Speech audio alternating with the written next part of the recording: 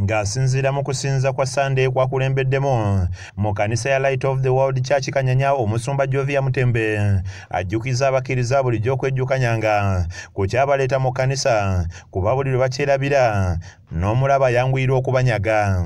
Mu kubuulira kwe yennyamidde ku bukulembeze nga ne kanisa mw'ogitwalidde okulwanirira okwagala ebitiibwa ekyonoonye ekkanisa ate ne kijja na bangi ku mulamwa. Ono nga yesigama ku kitabo kya Matayo essula y'E18 olunyolo lw'omukaaga abawadde ekyokulabirako eky'omwana omuto Bayibuli gweragira okugonda nga kye kijja okutwala mu ggulu ng'ekirubirwa ky'ekkanisa bwe kiri.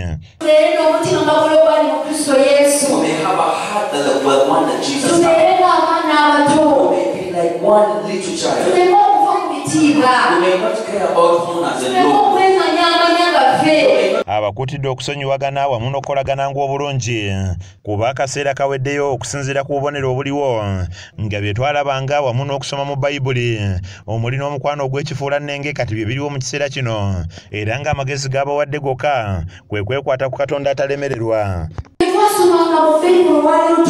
What we used to read in the Bible, we are seeing them today.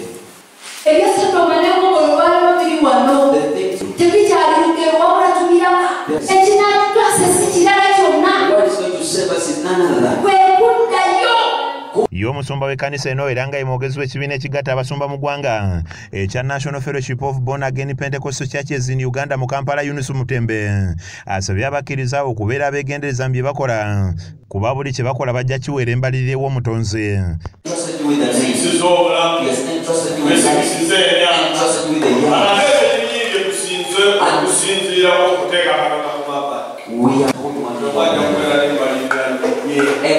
Akozesezza omukisa guno n'akuutira abazadde okuba abeegendereza eri omuze gw'Ebisiyaga ogufumbekedde mu ggwanga n'okusingira ddala mu masomero ekigenda okusaanyaawo ensi eno.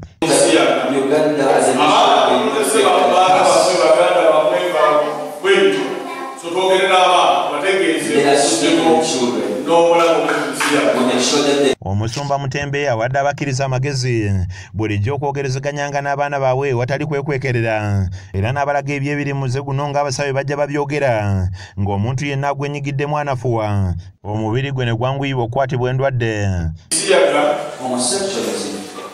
Omuntu wakiyingira if you enter into it, yebadde omuntu yalina okutegekulaba omuntu yali agirwadde wabuli kirwadde kyonna ekikambwe kiri ku lukalu lw'ensi oyo omuntu alina ekirwalako ira zikansa naye ebika bya kansa bitasinza okubeera ebikambwe ku lukalu lw'ensi ate abalaisaga nga kifubuluse mu Bisiyaga etopoteya balindira bulindizi kola ki owulira operation naye okola yalona okufa.